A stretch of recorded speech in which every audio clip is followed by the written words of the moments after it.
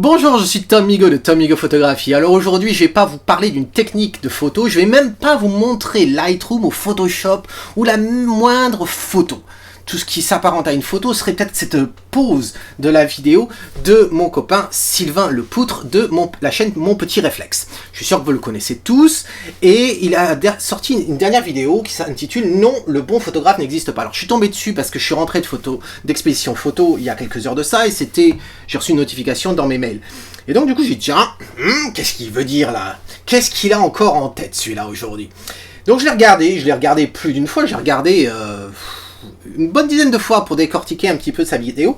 Je vous cache pas que je suis pas forcément d'accord avec Sylvain sur ce point-là, sinon je ferais peut-être pas la vidéo. Et donc du coup j'ai noté quelques points. Alors avant que je rentre dans les points, je veux pas que vous pensiez que j'ai un contre-argument pour tous les arguments que donne Sylvain. Loin de là. J'ai simplement noté quelques points où je pense que ça demanderait à approfondir un petit peu. Alors, Sylvain démarre sa vidéo en utilisant comme exemple, comme contexte, un podcast qu'il écoute où on parle de photographie animalière et de nature. Et il en est venu à une conclusion que tous ces photographes on va dire de génie, qui font de très très belles photographies, en fait, au départ, ils sont pas photographes. Ils sont passionnés de leur sujet. Alors déjà sur ce point-là, ils sont pas photographes à la base. Je crois que personne n'est photographe à la base. On ne naît pas avec un appareil photo dans les mains. Donc je suis pas sûr de comprendre qu'est-ce que ça veut dire on n'est pas photographe à la base. Est-ce que c'est une référence à on n'a pas fait des études universitaires pour être photographe? D'après ce que je sais, il n'y en a pas. On peut faire des études universitaires sur la photo. Cela dit, durant ces études-là, on ne va pas vous apprendre à être photographe. On va vous apprendre l'art en général. On va vous parler de l'art et de la photo, les différents mouvements dans la photo, pas les mouvements dans la scène, les différents mouvements, comme on pouvait parler de mouvements dans la peinture, les différents photographes qui se sont succédés sur le siècle et demi. Et puis ça s'arrête là. À la limite, vous n'auriez même pas besoin d'avoir un appareil photo avec vous durant ces années d'études, si ce n'est pour faire les projets qu'on peut vous demander. Donc, bon, il n'y a pas... Tiens, je vais faire une étude, comme on pourrait devenir, tiens, je vais être charpentier, et puis je vais faire une école de charpenterie, et puis au sortir, je suis charpentier. Ça n'existe pas pour la photo. Après, un point qui donne, il parle une preuve comme quoi ces gens-là, au départ, sont des passionnés, non pas des photographes.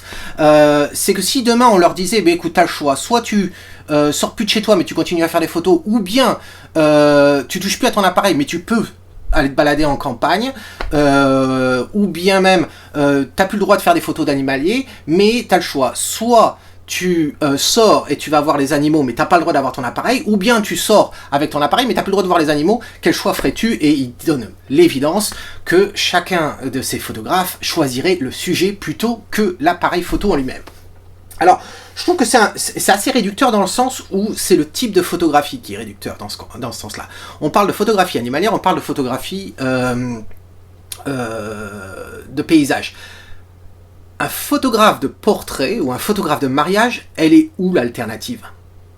C'est, il faut, t'as le droit de sortir, d'aller à des mariages, mais t'as pas le droit de faire de photos?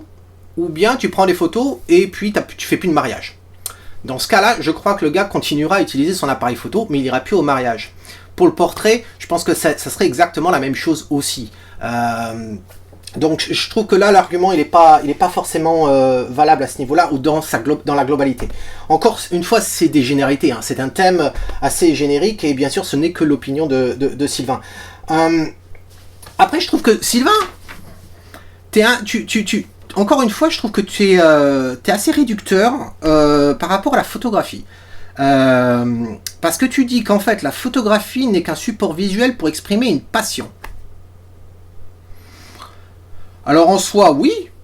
Cela dit, pourquoi je trouve réducteur? Parce que pour moi, la photographie, c'est un art. Voilà. C'est un mode d'expression. Et ça ne veut pas dire que la passion, le sujet même, est forcément plus important que le procédé photographique. Voilà. Alors, moi, c'est très clair, en ce qui me concerne, la photographie, je la mets au même niveau que le dessin, la peinture et la sculpture. Voilà. Donc,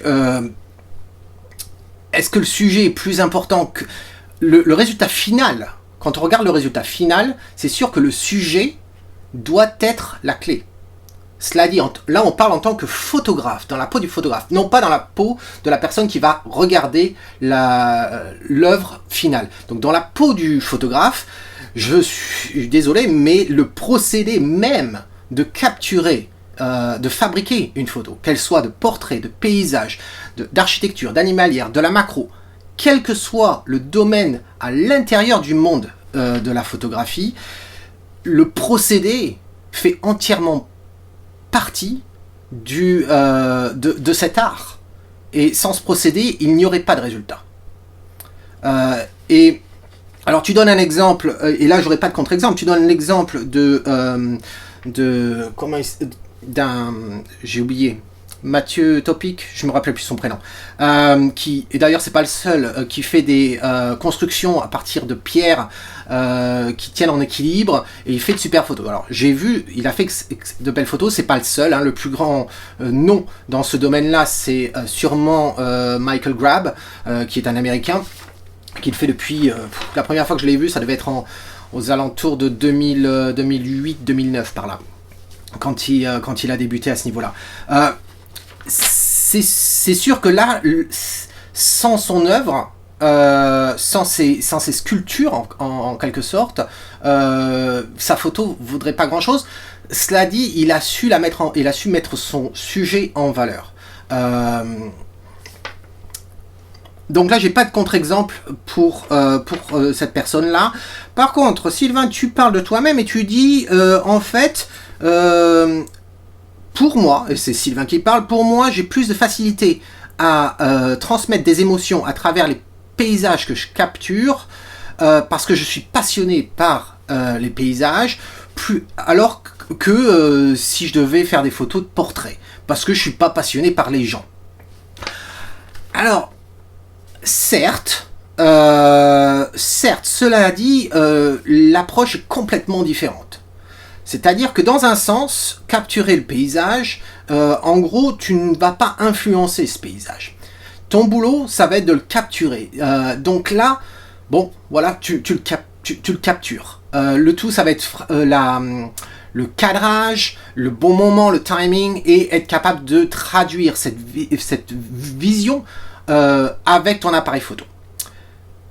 En ce qui concerne les portraits, dans la majorité des cas, soit c'est à toi d'influencer le modèle, soit il faut que, dans tous les cas, oui, il faut que tu influences le modèle, dans tous les cas. Donc ça demande un niveau de participation beaucoup plus importante que la photographie de paysage. Cela dit, ils sont tous les deux aussi difficiles l'un que l'autre. Donc c'est peut-être la raison pour laquelle, effectivement, tu es plus à l'aise avec le paysage. Après, qu'est-ce que j'ai noté, à un moment donné, tu dis, la photographie, c'est pas trop difficile. Et alors, c'est ce que je retiens dans la globalité de cette vidéo.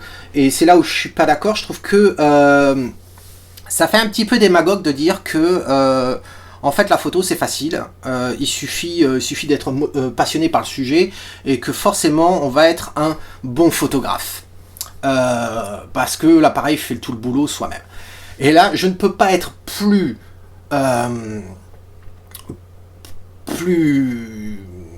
en désaccord avec cette idée-là. J'ai des gens qui viennent faire des stages avec moi, qui ont plus de 20 ans d'expérience avec leur appareil photo, et pourtant, ils sont pas des bons photographes.